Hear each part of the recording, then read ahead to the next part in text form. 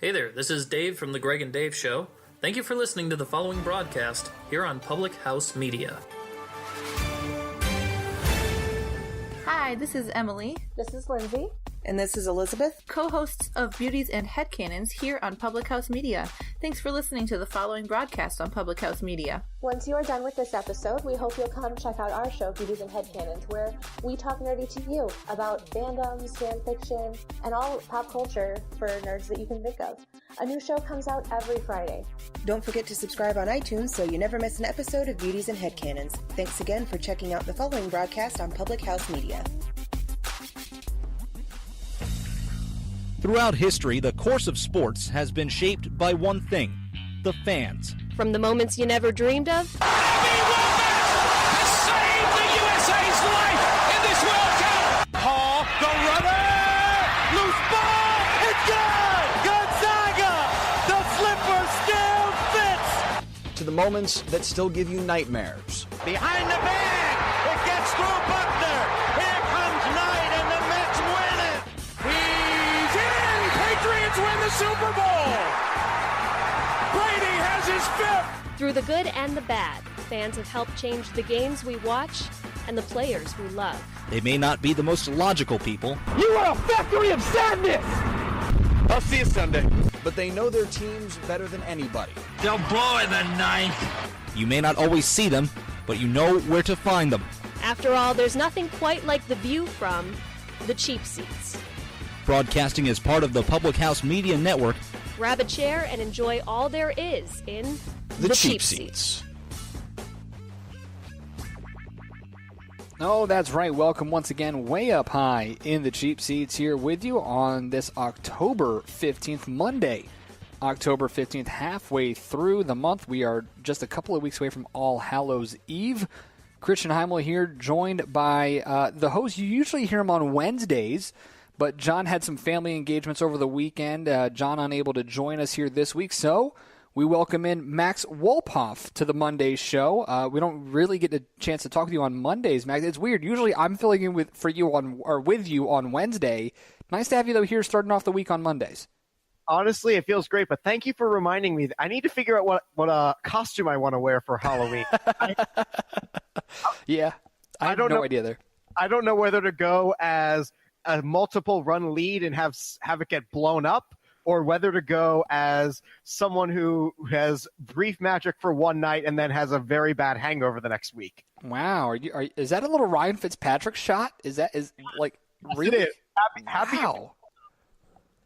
You know how much I love Ryan Fitzmagic, man. You're going to come at me like that this early? All right, okay. I think Tanner has rubbed off a little bit on me about how much he doesn't like Ryan Fitzpatrick from his days with the Bills. Fair enough.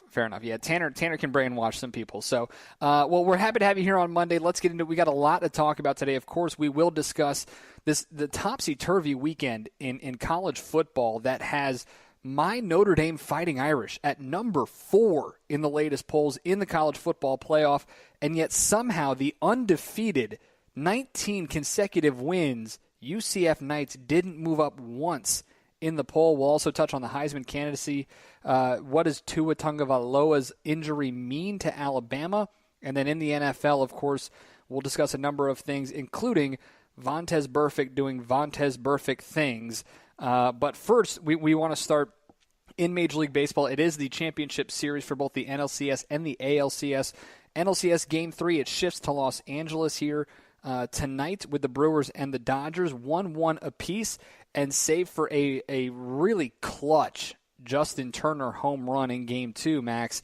This is a Brewers team that realistically could have been on their 13th consecutive win and looking at a 2-0 NLCS lead. And what's crazy about that is the person that really drove them there and brought them to where they are, Christian Yelich, the MVP candidate, has not been great in these playoffs. Mm-hmm. He hasn't needed to be great either. It's been fantastic for the Brewers offense. It's a little strange thing that the MVP candidates in both leagues, you look at Christian Yelich, who I believe will be the MVP in the National League, and then Mookie Betts, who I believe is the MVP in the American League. He struggled as well. I mean, granted, he did have a solid start to last night's game in Game 2, but heading into Game 2, he was batting just .250 in the postseason. It's a little interesting to watch these guys who have been so hot, so consistent all season long, struggle here when it really, really matters. And what's hilarious, I saw a stat like midway through Game 2 of the Red Sox series that Alex Bregman has no batting average, a 750 on base percentage, no slugging percentage. Yeah, I mean, Alex Bregman is just an absolute stud. And that's the thing. Like, and it's not even just him. Like, you mentioned the fact, like, his on-base percentage is through the freaking roof. But when you watch him play third base, you just realize how much different and how much better and this is coming from a Red Sox fan, and you live in Boston right now. Like, you go to school in Boston, so you probably hear a lot more about this than I do on a regular basis. But this Houston Astros team, position by position, they are so much better than the Red Sox right now. You'll get no disagreement from me on any of them. I mean, like, seriously, like, go around the horn here. First base, Yuli Gurriel or the rotation of Steve Pearson, Mitch Moreland. Who are you taking? Gurriel. Second base, you're looking at Jose Altuve or Ian Kinsler / Brock Holt. Is this really a serious question? Exactly. Altuve. Carlos Correa or Xander Bogaerts? Correa. That might be the only one where you got to be a little close there. That might be the only one. Maybe in the infield. In the infield, at least. I pick Correa's bat. Fair enough. Third base, you got Bregman or Devers / Nunez. Ooh, I think. Man, Bregman. Bregman's glove is amazing. I've got to believe in Bregman. But once you get to the field, that's really where I think the Red Sox have some strength. Exactly. So you got Benintendi or Marisnick in left field. You've got Jackie Bradley or George Springer. And then you've got Mookie Betts, the MVP, and Josh Reddick. Like, no offense to Josh Reddick. I loved him when he played for the Red Sox, but Mookie Betts is far and away that much more talented than Josh Reddick is out there in right field. Yeah. And again, this segment should be over because we agree on everything. Pretty much. All right, so as we head to the NLCS in Game 3 tonight, it is a best-of-5 series. Now, thoughts on Dodgers and Brewers, Walker Buehler versus Julius Chassin tonight. I love this Brewers team. I don't know what it is about them that I love, but I want to buy jerseys for the Brewers, and I have no idea why, but I'm rooting so hard for them. It's probably because the Brewers are doing things kind of the similar way that Oakland did them a few years ago, which spawned a whole movie called Moneyball. They're doing things differently. They're making things happen. And this is sparking huge debate in the baseball circles of what do you do now come playoff time, because the Brewers are bringing in a brand new philosophy where you use 5, 6, 7, 8 pitchers at a minimum. Yeah, and I tell you, it's going to be really interesting if we get to the World Series, and it is Houston and Milwaukee like a lot of people think, because you got the Astros who, by all intents and purposes, purposely tanked for 4 years to be able to get this group that they currently have there, and then they added a couple of pieces when you talk about Verlander and Cole via the trade.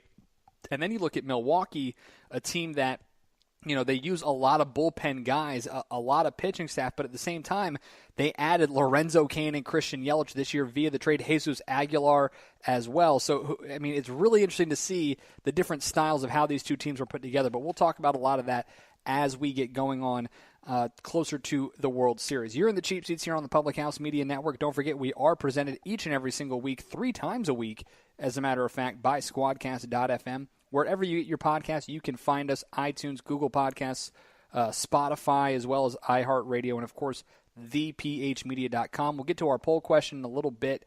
It centers around college football. You can vote on that at the Cheap Seats by Public House Media on Facebook. But, Max, something that I know you really wanted to talk about and bring up, because it's gotten a little strange over the weekend. It's not often that, especially during football season and during baseball playoffs, that we get to talk about the opening couple of games in the NHL, but it has been very strange surrounding one NHL team in particular, and that is the Nashville Predators and one of their young players. Yeah, it's been strange following the developments with forward Austin Watson, who prior to the start of the season was suspended 27 games after he pleaded no contest in July to misdemeanor domestic assault. That was the charge. Now, if you follow the news the last week, Austin Watson's girlfriend released a statement which kind of just muddies a lot of things in these waters. And on top of all that, as if it couldn't get any weirder, the independent arbitrator assigned to Austin Watson's suspension case, which everybody in the NHLPA is legally allowed to go through if they want to, reduced the suspension from 27 to 18 games. Both sides have come out and said that, well, the NHL said that they are disappointed with the decision. The NHLPA said that this is the right of every player to go through this arbitration process, and this is the arbitrator's decision. But the statement from Watson's girlfriend has thrown a lot into the water, basically with how much she's revealing and why now. I'm puzzled by all the developments happening this weekend with the Predators. Yeah, I mean, there's a lot of it that's strange. I mean, number one, to me, I mean, the fact that the independent arbitrator knocks it down 9 games, to me, means a couple of different things. Number one, felt obviously that the NHL's initial suspension was too harsh, but number two, felt that there wasn't enough evidence to really give that full 27 games. And then the really weird part is that Jen Guardino, Austin Watson's girlfriend, said in her statement, let's see here, what was it? That she has struggled with alcoholism for many years, saying, quote, Austin Watson has never and would never hit or abuse me. My behavior and state of intoxication led to the police being involved that day. I am fortunate to have Austin's continued support with my treatment.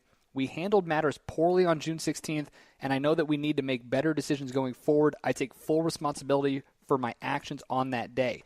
That, to me, is weird in the fact that you have this thing that happened literally almost 4 months ago to the day that you and I are talking right now, and you're making these statements about your own alcoholism, and you're putting all of the blame on yourself. Now, listen, if that's the case and that's true, then I commend her tremendously for doing that. I really do. For owning up to whatever it is that she feels was her role in any of this. But at the same time, in the era that we live in right now, Max, it's very strange to have someone, to have a woman do this with a, I don't want to call them famous, because listen, I mean, no offense to NHL players, there are very few that you could recognize walking down the street, and to be able to just change things around. It's very, very strange the way that this whole thing kind of happened. Again, the reason I brought it up is because it's strange to see the confluence of events where the arbitrator's decision comes down, the suspension is reduced, and suddenly here comes a statement that I'm not really sure anybody saw coming. Yeah, no, I agree. I mean, and that's the interesting part. Like the NHL, and they're like 27 game suspension and then it being knocked down to 18, and the NHL statement about it saying they're disappointed is very strange as well. Like, I mean, it's just, but again, if the NHL didn't want to be disappointed, maybe they should actually have a written domestic violence policy, which they don't. They just evaluate everything on a case-by-case basis. Maybe they should actually have something written in stone that says if you are accused or if you plead guilty or no contest, as Austin Watson did, this is the actual penalty for it. And this is part of the trouble of not having a written policy. Like, I remember last year when the Canadian Women's Hockey League decided to finally write a player discipline policy. Mm-hmm. The problem is it was going into effect mid-season. Right. So if you wanted a policy that would discipline players fairly for certain things, you've got to have that out front. You have to have it within the contract, within the CBA, that everyone can read and agree to and understand that this is the policy. What if it happens? This is what we're going to base it off of. Agreed. Going case by case is a huge muddy water that you don't want to have to cross if you don't have to.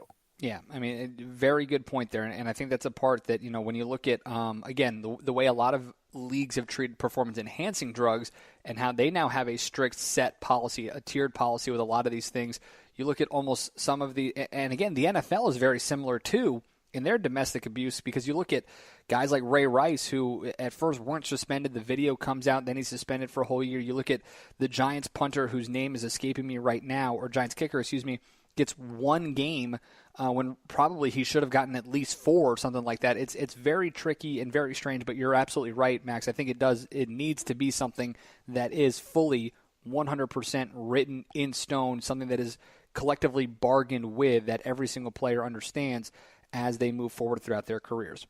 The man's name is Josh Brown. Josh Brown, correct. Yes, thank you. Lot to get to here, and again, we only hope for the best between not only Jen Guardino, but Austin Watson as well. Hopefully that if a lot of what she said in her statement is true, that she gets the help that she needs, but also more importantly that her and Austin Watson, if they do continue in their relationship, that it's a safe one. You know what this reminds me of a little bit, Max, before we had to break here? Johnny Manziel a couple of years ago. You remember that he was not pulled over, but they were pulled over for, I think, drunk driving is what happened. He was under the influence, and there was an accusation of his domestic assault or potential domestic assault against his girlfriend at the time. But because there was intoxication, like they both ended up getting help, and I believe that everything ended up working out. But that's a lot of what this kind of reminds me of. Is that Johnny Manziel case? I want to say almost 18 months ago. It was in November of 2017 when the charge was dismissed. So this did not go through the case like Watson did, where he went to court and pleaded something. This just got thrown out. Right. But again, it's one of those things where if it's collectively bargained, there's really no there's no gray area. There's no, as you mentioned, muddied area with regards to all of this. All right, plenty to get to. When we return, we will talk college football. It has been, as Max likes to say, silly season is here in college football. We're just about 2 weeks away from the College Football Playoff Committee's first ever rankings. Where will they put the Notre Dame Fighting Irish? How much does Georgia's loss over the weekend to LSU hurt their chances? And is there a one-loss team that still has a shot at winning their conference championship? We'll debate that and more coming up in just a little bit. You're in the cheap seats here on the Public House Media Network, presented by Squadcast.fm. This is Sam Kirby, host of Cinema Stories here on Public House Media. Thank you for tuning into the following broadcast here on Public House Media. Once you're done with this episode, I hope you'll come check out my show, Cinema Stories, where we talk about movie and TV news and reviews, and maybe, just maybe, we'll learn a little something about ourselves. If not, then maybe I made you laugh a couple of times. I don't know. New episodes air bi-weekly on Tuesdays. Thanks again for checking out the totally spectacular following broadcast here on Public House Media.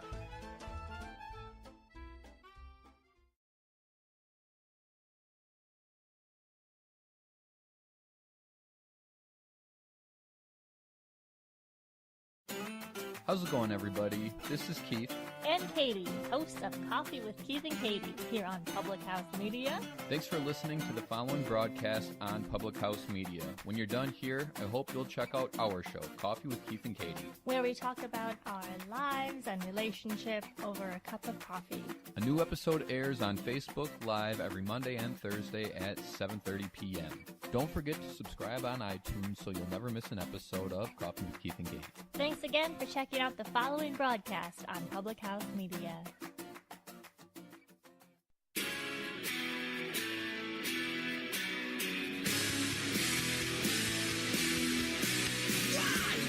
Tell me how to live my life. Little Bon Jovi to get us going on this Monday morning, October 15th. We hope you all have a nice day on October 15th here. Christian Heimall, Max Wolpoff filling in for John Lauder on this episode of The Cheap Seats. You can find us wherever you get your podcasts at Spreaker.com, Spotify even, Apple and Google Podcasts, and, of course, thephmedia.com. Max, one thing we did not mention in that first segment with regards to the Red Sox-Astros series, which could be very, very key. And now as the series shifts over to Houston on Tuesday, Chris Sale was apparently hospitalized on Sunday because of a stomach illness and was kept overnight. So the Red Sox ace, you would hope, is able to at least rejoin the team in Houston, because this is a Red Sox team that desperately needs as many arms as they possibly can, whether it be in a starting role or out of the bullpen. And this is something that you look at and say, well, that was the game one starter, like he needs to travel. But it's still important to note that Rick Porcello came out of the bullpen in game one of the ALDS against right. And Sale even came out of the bullpen in game four.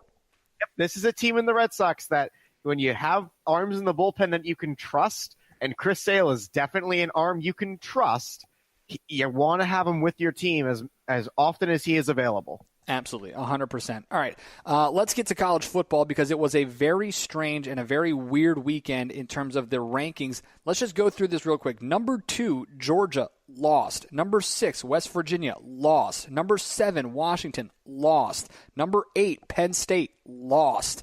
Number 15, Wisconsin, lost. Granted to the 12th ranked Michigan Wolverines, whatever, fine. Number 19, Colorado, lost. Number 21, Auburn, lost. This was a bad weekend if you were ranked in the top 25 and in the top 10 as well, of course, with number 2, number 6, number 7, and number 8 all going down. This is what's amazing, Max, about conference season in college football. It's so much fun to watch all these games and realize that, for all the flack that people have given LSU, myself included, they came out and steamrolled Georgia. For all the hype Penn State got, Michigan State able to squeak out against them. For all the garbage people have given Michigan the last few weeks, they were able to stomp Wisconsin. Finally, everybody, it's great. Yeah, and for the history of Notre Dame the last few years, I mean, yes, they barely survived against Pitt, but still, this is now a team that, as the rankings look right now, are in the college football playoff, the Notre Dame Fighting Irish, even though they barely escaped Pitt at home with a 9-point victory. So I guess the real question here then becomes, it's not so much now at this point, Max, which 4 teams are going to make it, but which of these 4, because look, you've only got 4 undefeateds in the top 5, and they are the top 4 teams. In the top 10 in the country right now, you have 5 undefeated teams: Alabama, Ohio State, Clemson, Notre Dame, and 10th ranked UCF. So the question really kind of becomes here, which one of these one-loss teams has the best shot at reaching that college football playoff if they even have that opportunity? Say one of these teams, like an Ohio State or Clemson or Notre Dame, stumbles down the stretch. I would love to see, again, Christian, I think you and I had a Twitter conversation about yes. Where you basically put up hey, what would happen if this happened? Right. And I threw out here's something that would make it even crazier. I am of the belief, and I want you to call me crazy on this because I think it is crazy. Ohio State loses to Michigan in the final week of the season, but they still make the college football playoff. But see, here's what makes that crazy. Here's what makes that crazy, and what makes that almost, to me, non-existent, is the fact that when you look at it, if that were to happen, then what you're basically saying is that Michigan would play Northwestern in the Big Ten championship game. And if Michigan wins that game, Michigan makes the college football playoff. Ohio State has no shot at that point. Yeah, the only way Ohio State makes it in is if Northwestern beats Michigan. Hey, you know what? Northwestern played them pretty hard. That's true. I mean, it would be very, very strange. But this is what makes college football amazing. And this is also, truth be told, and I put that out there. I said, okay, hear me out on this. LSU beats Alabama because I believe they play next week. This coming Saturday, I can't remember when it is.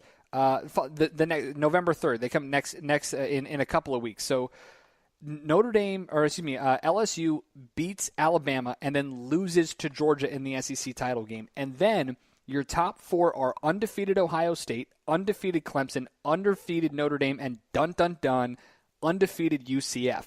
Now, a lot of people came at me and said that would never happen because UCF, they don't have the same record, they don't have the same strength of schedule and all that stuff, and Bama would still get in, or a one-loss Georgia SEC champion would still get in. And yes, I 100% agree with you on that. A one-loss Georgia team, if they win the SEC championship over an LSU, does make the playoff over a UCF.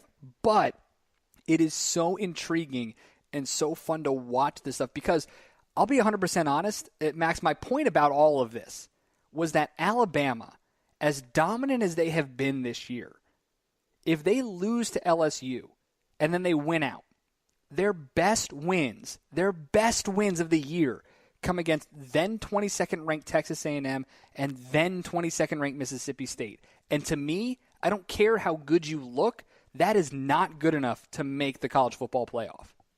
What went in Alabama's favor a lot last year was that they managed to beat the eventual SEC champion. Right. They managed to get to the point where they were stronger considerably than some of the other conference champions the committee was looking at. Correct. And they had a good win schedule, but they just lose on the last day of the regular season to Auburn, and oh no, we don't have to play a 13th game. Whatever will we do? We're Alabama, right? Exactly. This is the first time in years. I have a friend of mine who has attended Alabama the last 4 years, so he's had it pretty darn good with college. Unfortunate for him, right? Last year was the only time in his entire time as a student at the University of Alabama that he was worried on selection day. That was the only time. That was it. Yeah, it's unfortunate. So I mean, it's unfortunate for Alabama fans. I really do feel bad for them. So let's get to our poll question before we touch on the Heisman. Dare lie, Christian. You don't feel bad for them. But here's the thing. Like, I love the SEC. I still believe 100% the SEC is the best football in the country.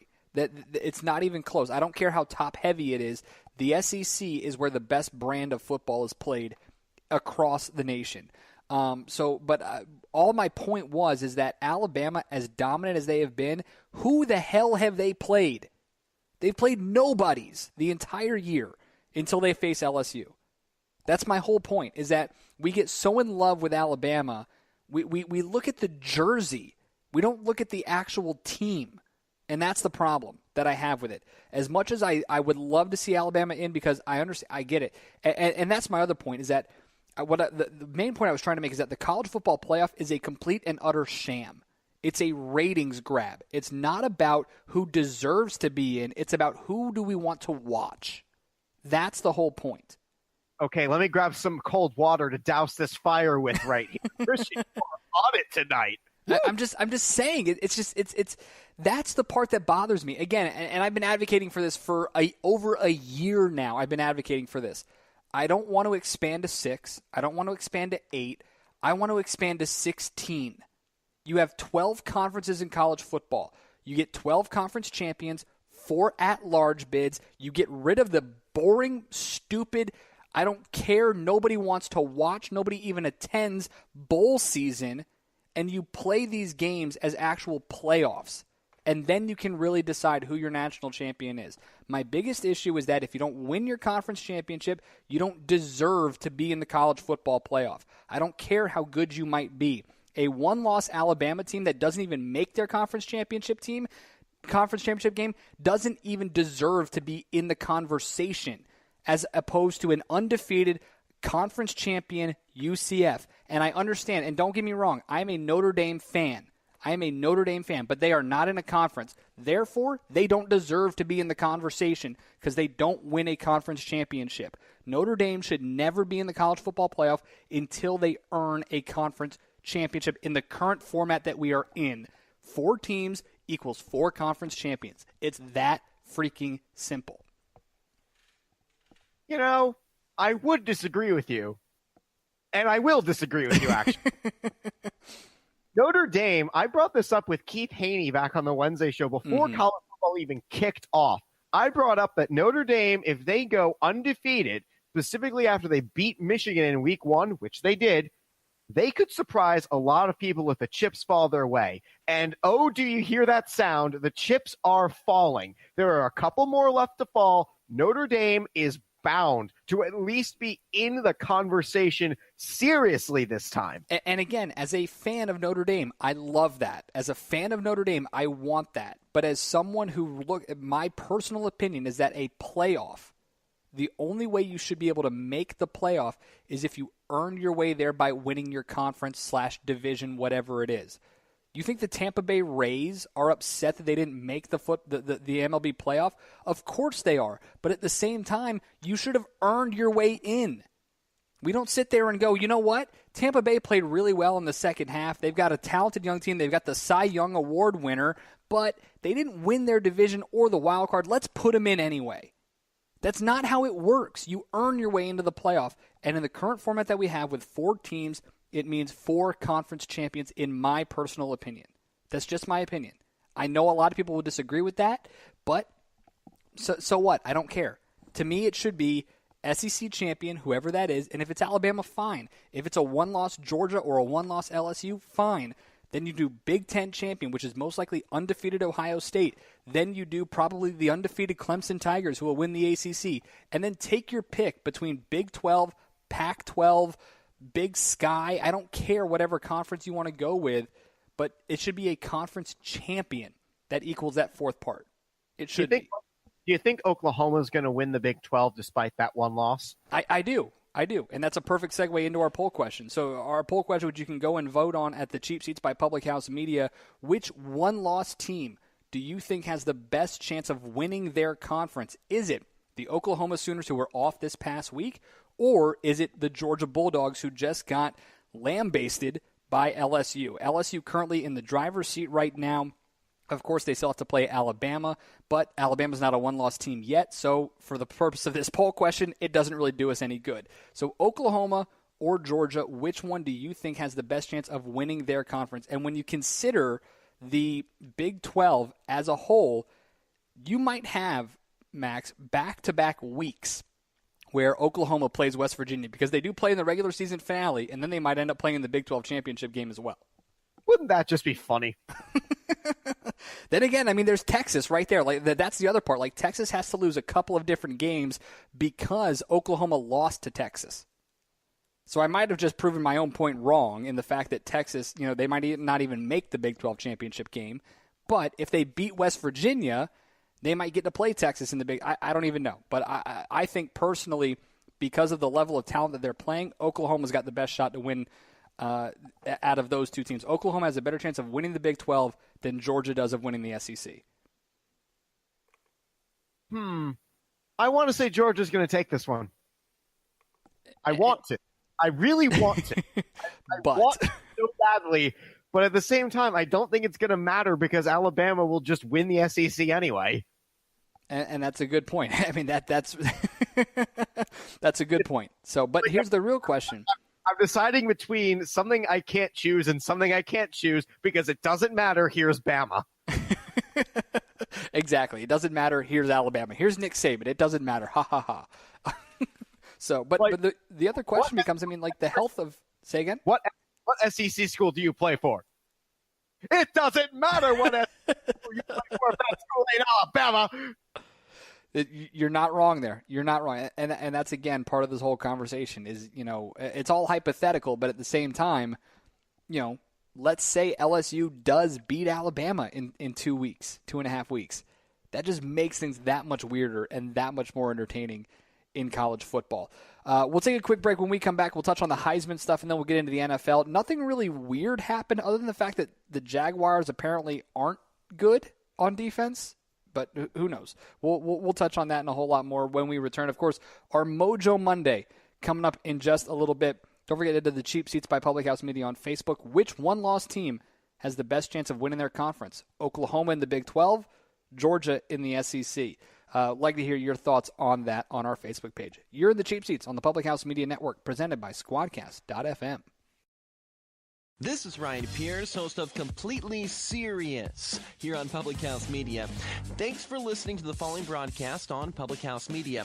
Once you're done with this episode, I hope you'll come check out my show, Completely Serious, where we talk about sports and have fun with great guests. Don't forget to subscribe on iTunes so you'll never miss an episode of Completely Serious. Thanks again for checking out the following broadcast on Public House Media. I'm the Greg. And I am Dave Show. We host the Greg and Dave Show on Public House Media. Thanks for listening to the following broadcast on Public House Media. Once you're done with this episode, I hope you'll come check out our show, The Greg and Dave Show, where we talk about strange, bizarre, and sometimes just downright quirky news stories that you may not have heard about. A new show comes out every Wednesday. Be sure to subscribe on iTunes. And hey, thanks for listening to the following broadcast on Public House Media.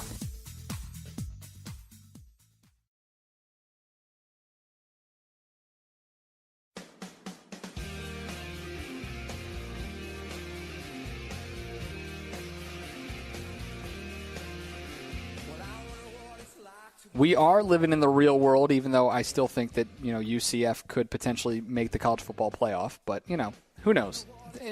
At some point, Max, we'll get to that. We'll get there where UCF deserves that spot. At some point. I want them to so bad. But again, I mean, like that's the whole thing. Like, why are we talking about expanding to 8? Like, just go crazy. Let's just go up to 16. Who cares? Get every conference champion in there. Let Bama beat them in a 5-12 matchup. Who cares? Let's make it super crazy. I want super crazy. Let's just get weird. Doesn't even bother. You're in the Cheat Sheets here on this Monday, October 15th, 2018. We are presented by Squadcast.fm. Broadcasting is part of the Public House Media Network. Christian Heimall here with you. Max Wolpoff filling in for John Lauder here on this Monday. Don't forget to head to the Facebook page, Cheap Seats by Public House Media. Vote on our poll question. One loss team most likely to still win their conference in college football. Oklahoma winning the Big 12 or Georgia winning the SEC. Didn't get a chance to touch on it, Max, but Tua Tagovailoa gets injured in the third quarter. Did not play. Nick Saban said it was a sprain. He would have played if the score needed him to, but again, Alabama hasn't played anybody better than a high school team so far this year. And the question becomes, can he still win the Heisman, and can Alabama still win a championship? God forbid that Tua Tagovailoa can't play every single game, or at least the full 60 minutes every single weekend. Oh, no. They're playing Tennessee next week. Who just beat Auburn. They just beat Auburn. We need to go back to Jalen Hurts. Oh, no. That's terrible. So you're not concerned at all for Alabama?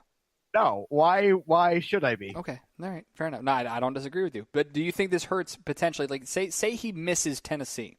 Like, obviously, Alabama isn't going to be hurt at all without Tua on Saturday. Say Jalen plays, they hold him out. Does this hurt his potential for a Heisman Trophy? I mean, yes, assuming the other candidates have great games. Which, if you've been following Dwayne Haskins at all, he will. Because Will Greer has completely fallen off the face of the planet after that goose egg he dropped, that turd that he laid up there in Des Moines, Iowa over the weekend, or Ames, Iowa, wherever the hell that is. Isn't it Iowa City? No, that's the Hawkeyes. Ah, right. Nevertheless. But, I mean, it could. Who knows? But I'd be interested to see how that all pans out. And honestly, if I'm Nick Saban, if Tua is even less than 80%, hold him out. Just let Jalen Hurts play. Because he's already burned his red shirt. Just let him play. Who cares? So don't burn and don't hurt him even more, because if Tennessee even sniffs it, I'm not saying that, I'm not advocating for headhunting or for, going after an injured guy, but that's how football works. If someone knows it, they look at the injury report for that reason, let's be honest here, in football, whether it's at the collegiate level or the pro level. Yeah, but let's stop talking about Vontaze Burfict, why don't we? Yeah, that guy. Wow. He's been suspended, suspended/fined 11 times in 5 years, and I have a feeling another one's going to be coming here. 10, actually. I think the 11th is on its way.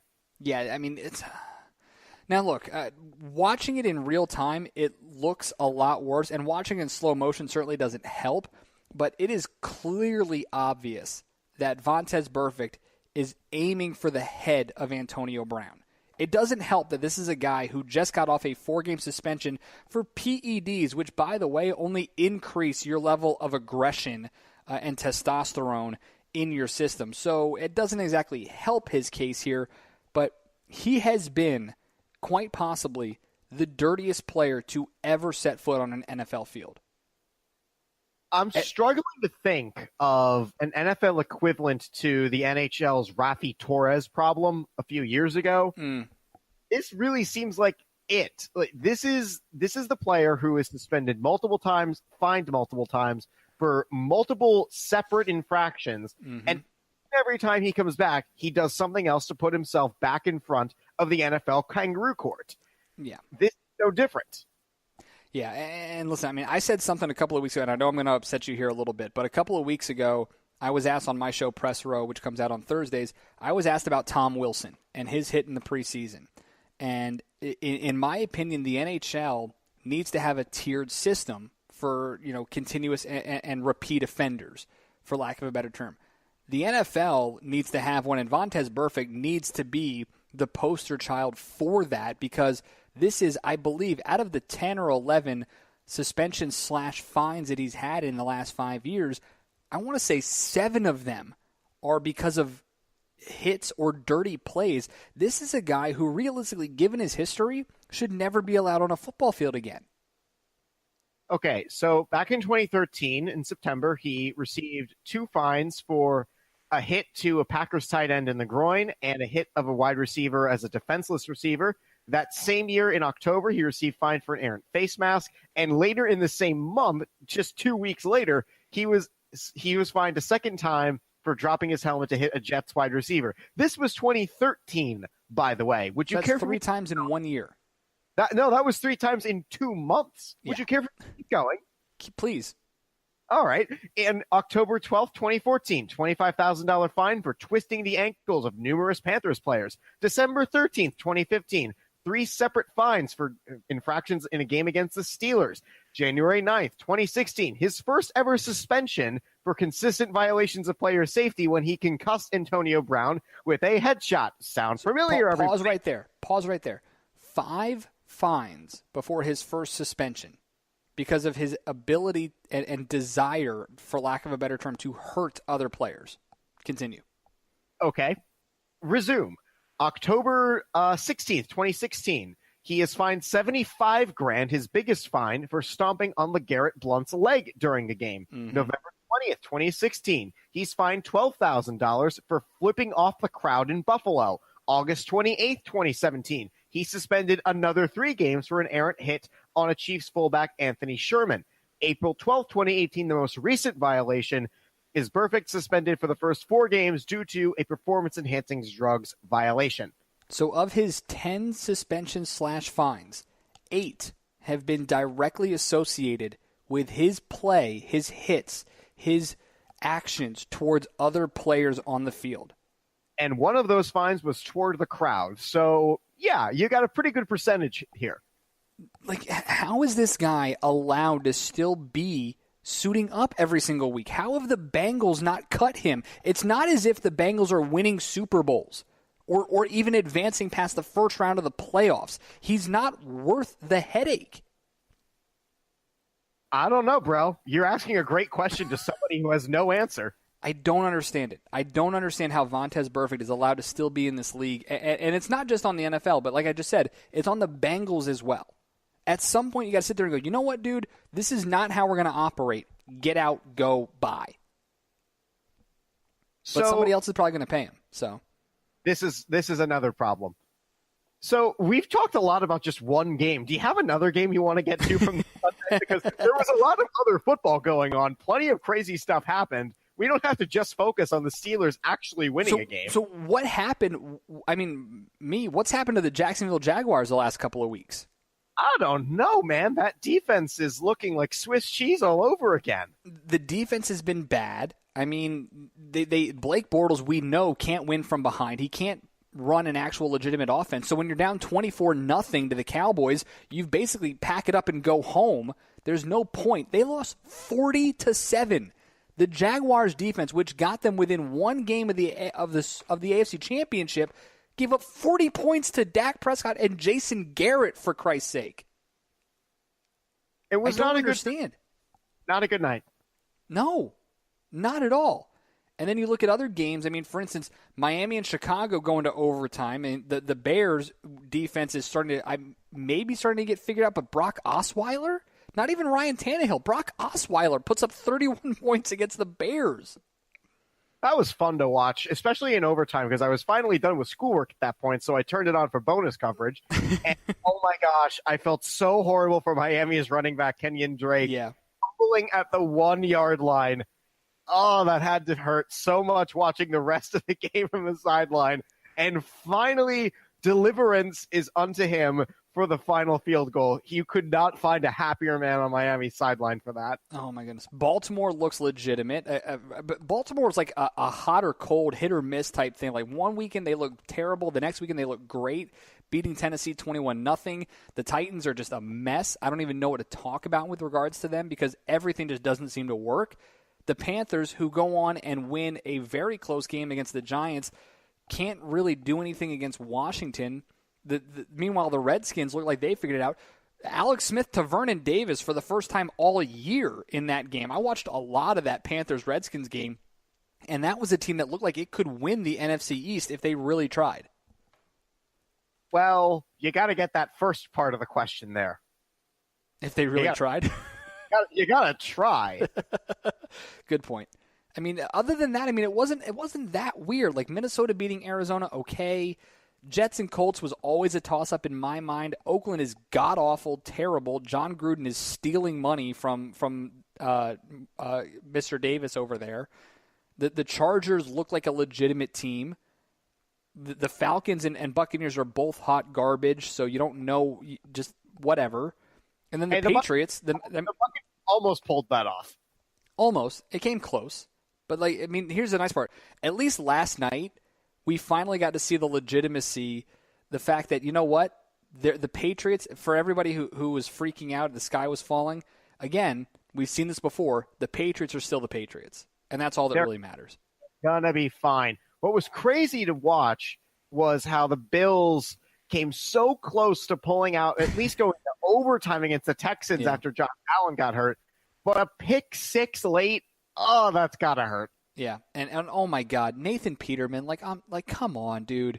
Nathan Peterman makes Blake Bortles look good. You know how hard it is to make Blake Bortles look like a serviceable and legitimate NFL quarterback? Pretty hard, I guess.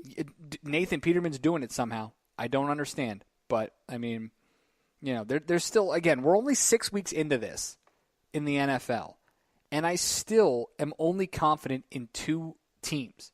Only two teams. The Patriots and the Rams. Those are the only two teams that I'm confident in. But who knows? Might change. Of course, the Saints. I mean, I did pick the Saints to win the Super Bowl, so I have to be confident in them. But you know, they were on a bye week, so I can't say anything about them this week. They do still have Drew Brees. As long as they have Drew Brees, they will be just fine. Anything that stood out to you with regards to the NFL weekend? Not a whole lot. I mean, again, just looking over a couple of small plays, a couple of small things that really changed outcomes of games. But it's going to be strange. The Steelers allegedly have Antonio Brown coming back. Ben Roethlisberger even joked as such that it was James Conner's last game because he knows Brown is coming back. Le'Veon Bell. Sorry. That other I was going to say, where did Antonio Brown go? Thank you for correcting me. I screwed that up big time. But yeah, Le'Veon Bell is allegedly coming back to the Steelers. So, man, they got to win this time. And you know what? Pittsburgh sitting at 3-2-1. That's not horrible considering the division they're in and the fact that they're also bringing back a pretty good running back if he even comes back at all. Right. I mean, and that's the big thing. Like, you look at the AFC North, like, there are two divisions that I just can't figure out. The AFC North, because you got the Bengals and Ravens each at 4-2. Pittsburgh is like a quarter of a game behind them, not even a full half game because of the tie. And then you've got the NFC North, where you've got the Bears right there at 3-2, and then the Vikings at 3-2-1. The Packers are right there, and we'll talk about them tonight here in just a little bit. But the two North divisions are just, I can't figure them out. I don't know what to think. That's good. They don't want you to know what to think. Fair enough. So, all right, when we return, we'll talk Monday Night Football. John, even though he isn't here, John did send in his picks. He's trying to, of course, catch me. We'll let Max will make his pick as well for tonight on Monday night, and we'll get a little guest host spot there on the side. Don't forget, you can go to our Facebook page and click on the link to join our Pick'em League if you want to compete against all of us. If you want to, every single week, win some awesome, fun, cheap seats prizes, you can certainly do that. We'll also get to our Mojo Monday. It's all coming up in just a little bit. You're in the cheap seats here on the Public House Media Network, presented by Squadcast.fm. This is Daniel Poppy, host of How to Write Good here on Public House Media. I just want to thank you for listening to the following broadcast, brought to you by Public House Media. Once you're done with this episode, I hope that you'll come check out my show, How to Write Good, the writing show that is not about writing. A new show of How to Write Good comes out every Wednesday, so don't forget to subscribe on iTunes so you never miss an episode of How to Write Good. Again, thanks for checking out the following broadcast on Public House Media. Hi, this is Baxter Colburn, host of the Verse of the Day podcast here on Public House Media. Once you're done with this episode, I hope you'll come check out my show, Verse of the Day, where we take a look at real-world experiences and applications to one Bible verse every Monday through Friday as we get an idea of what it looks like to be a little bit better of a Christian and how we can make this world a better place, one verse at a time. I hope you'll join me every single Monday through Friday right here on Public House Media, and I hope you'll subscribe by going to Apple Podcasts or wherever you find good podcasts as well. Once again, thanks for tuning in to the following broadcast here on Public House Media.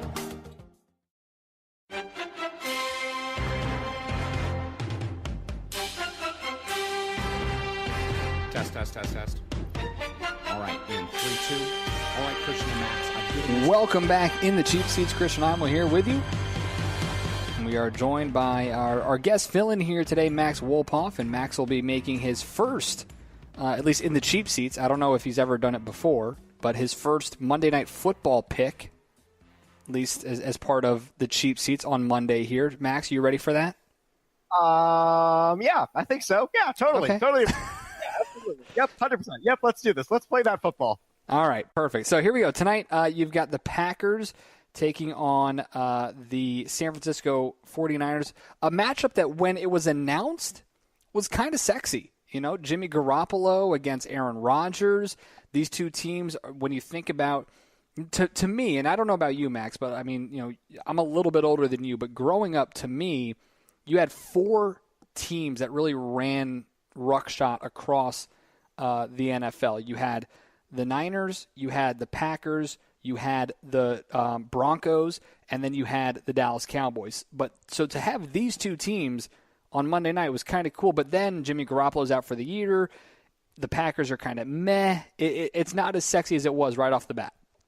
Yeah, it's not, and that's just how the cookie crumbles, man. You get injuries like Aaron Rodgers with a knee problem. He's been questioning whether he goes back to the big brace, whether he stays in the brace that he's in. And Garoppolo being done for the year, well, pack it up for the 49ers. Your season's kind of over. Yeah, C.J. Beathard is not going to be fun. All right, so let's get to our picks here before we get to our Mojo Monday. The spread, by the way, Packers are 9-point favorites at home against the 49ers. I am 4-1-1. Heading into tonight, John is 3-2-1. John, even though he couldn't be with us, did submit a pick. So let's take a quick listen to that here and find out exactly what he is thinking. A lot of thought. As anybody who's ever listened to the show knows, I am a pretty big Packers fan, but they have not played great this season. However, they are playing a hot piece of garbage 49ers team without Jimmy Garoppolo at quarterback. So reluctantly, I think I will take the Packers. They are -9. That's the spread on ESPN.com, so they'd have to win by 10 points or more to cover. I am reluctant because that's a pretty big number, but they did cover the number against a Buffalo Bills team that is pretty similar to the 49ers in terms of struggles at quarterback, etc., and they were able to shut out the Bills, and this game's at home where Rodgers tends to play better. So I will take the Packers -9. I believe they win 24-10, so by 2 touchdowns. I don't feel great about it, but I do think the Packers will cover the number, and they will move to a very strange 3-2-1 on the season. All right, guys, there you go. All right, John. So John going there with his Packers. He is a Packers fan, as he mentioned, and this is a weird one. I'm always concerned, Max, about spreads that near double digits. I don't know why. I usually stay away from them for the most part. But as John mentioned, this is a team in the Niners that don't have Jimmy Garoppolo.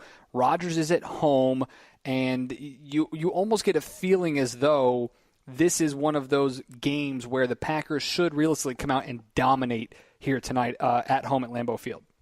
They should, but I'd be looking at the injury report for any astute bettor, where Jason Spriggs is looking questionable, so is Jair Alexander and Bashaud Breeland in the secondary. Jermaine Whitehead out of the safety spot is questionable.